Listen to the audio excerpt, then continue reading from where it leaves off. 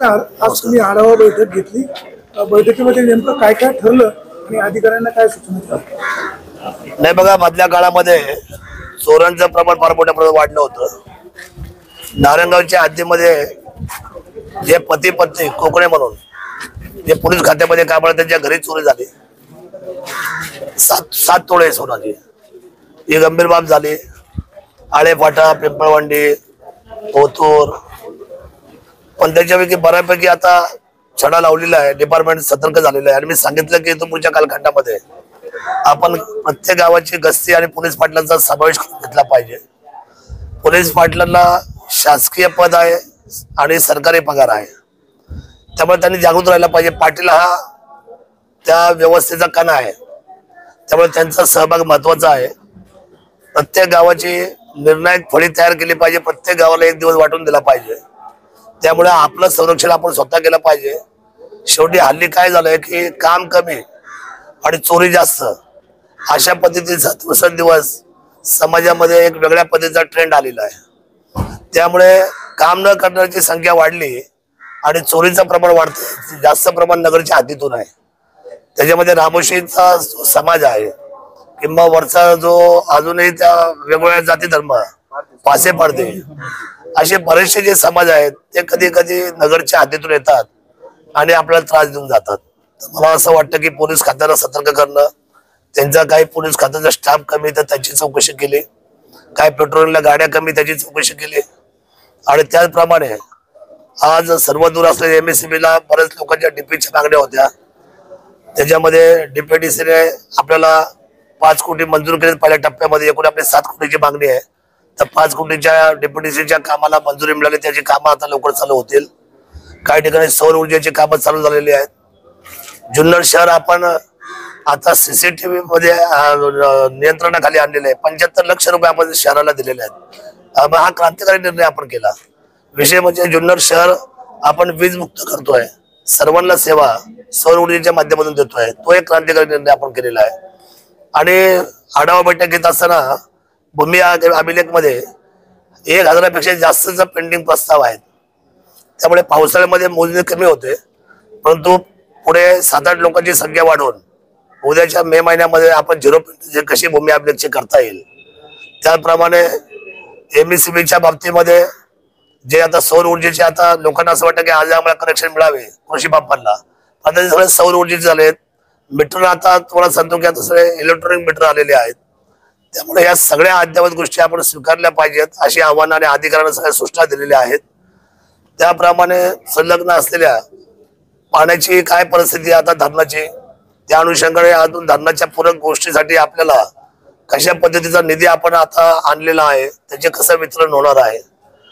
महसूलच्या बाबतीमध्ये सगळे जेवढे आपले प्रांत अधिकारी आहेत किंवा सर्कल अधिकारी आहेत, या सर्वांनी आपले सर्व 0 पेंडिंग ठेवावे, नोंदणी वेळेवर करावी, वारस नोंद वेळेवर करावी, कुणालाही पाठीमागे फिरायला लावलं आहे।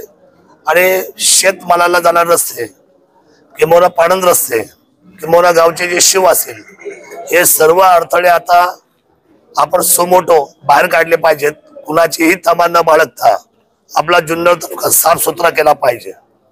ऑल डिपार्टमेंटच्या मी बैठक घेतल्या, जुन्नर शहरापासून तर ग्रामीणचे लोक, म्हणजे ज्यामध्ये कृषी असेल, शेतीचा विषय असेल, कृषीच्या अर्थात बनावट बियाणं खतं असेल, खतांच्या तुटवड्याची काय परिस्थिती, आता खतं युरिया बऱ्यापैकी आता पुन्हा लेवलवर आलेला आहे।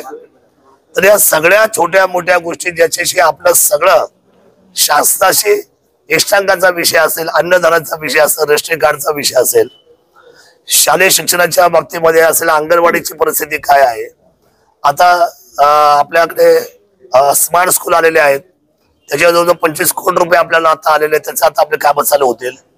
त्यामुळे जिल्हा परिषदेच्या शाळेपासून तर आपल्या संरक्षणापर्यंत, MSCB पासून तर आपल्या महसुलापर्यंत, शेतीपासून तर आपल्या कृषी अवजारापर्यंत या सगळ्यांचे आढावे आपण आज घेतलेत। त्यामुळे सर्वांचे आढावे घेतल्यानंतर सर्वांना ताकीद सूचना देण्यात आलेल्या आहेत। कोणीही निष्काळजी राहू नका आणि आळस करून काम करू नका। पगारासाठी आपण नाही आहोत, तर आपण न्याय हक्कासाठी आणि लोकांच्या सेवेसाठी आहोत। आपला मतीत अर्थ काय आहे या सेवेच्या निमित्ताने हे समजून सांगायचं काम आजच्या मीटिंग मध्ये अधिकाऱ्यांना मी केलेलं आहे। आरोग्याच्या बाबतीमध्ये सुद्धा सगळ्या लसी, मग त्याच्यामध्ये कुत्र्याच्या बाबतीमध्ये असे पिसाळलेले कुत्रे चावणे, स्नेक बाईट असेल किंवा बिबटचे हल्ले असतील, या सगळ्या लसींच्या बाबतीमध्ये किंवा आता लंपे सारखा जो रोग आहे त्या बाबतीमध्ये, अशा सगळ्या लसींच्या बाबतीमध्ये ते सर्वदूर आढावा मी आरोग्य विभागाचा घेतलेला आहे. काय परिस्थिती आहे संपूर्ण या सगळ्या गोष्टी जाणीव करून घेतलेल्या आहेत आणि त्या पद्धतीचे सगळे म्हणजे काही ठिकाणी शासनाच्या काही गोष्टी म्हणजे रिक्त जागा भरण्याच्या बाकी आहेत, तर त्या कशा भरल्या पाहिजे, PSCची काय परिस्थिती आहे, ग्रामीण रुग्णांची काय परिस्थिती आहे, तर या सगळ्यांवर काही काही लोक बेछूट वागतात, बोलताना नीट बोलत नाही, असे काही समजा अधिकाऱ्यांच्या नोंदी मी घेतलेल्या आहेत. लवकरच त्यांच्यावर आम्ही ऍक्शन घेऊ. आणि मला सांगावंसं वाटतं की या तालुक्याला आपण जसं आता युनेस्को मध्ये आपला किल्ल्याचा समावेश झाला किंवा आता बिबट सफारी आपल्याला आनंदाने सांगतो आता लवकर चालू होते, तर या सगळ्या गोष्टीमध्ये जसं आपण एक पाऊल पुढे घेऊन चाललेलो आहे, त्यामुळे या तालुक्यामध्ये सर्वांना बरोबर घेऊन सर्वदूर विकासाची उंची कशी वाढेल यासाठी आपण प्रयत्न करतोय. आजची आढाव्याची बैठक अतिशय सुंदर झाली आणि सर्व अधिकाऱ्यांनी त्या ठिकाणी आपली कामं समजून घेऊन त्या कामाला उत्तर हे कामातून देऊ अशा पद्धतीचा निर्णय आजच्या ह्या कार्यव्यवस्थेच्या निमित्ताने झालेला आहे.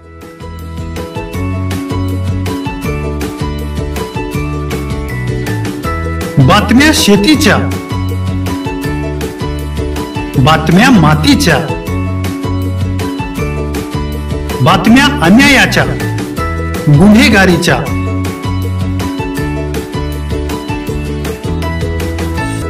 राजकारणाच्या आणि समाजकारणाच्या, शोषणाविरुद्ध बुलंद आवाज, जनसामान्यांच्या हुंकाराची गाज, सत्कार्याला प्रोत्साहन,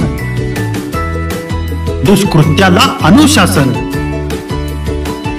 निर्भीड, निस्पृह, सडेतोड, बेधडक आणि रोखटोक म्हणजेच विघ्नहर टाइम्स. शोध बातमीचा, ध्यास सत्याचा. आपलं चॅनल, आपली बातमी. सबस्क्राईब तर कराच, पण बेल आयकॉनवर क्लिक करायलाही विसरू नका.